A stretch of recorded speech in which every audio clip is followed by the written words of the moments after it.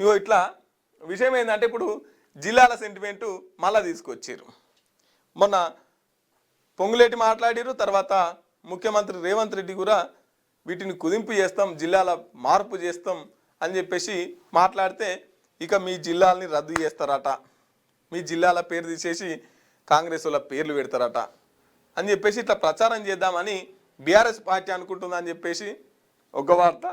లేదు మీ జిల్లాలు ఎటుపోవు అని చెప్పేసి కాంగ్రెస్ పార్టీ వాళ్ళు హామీలు భరోసా ఇచ్చే పరిస్థితి ఇంకో దిక్కు నెలకొంది.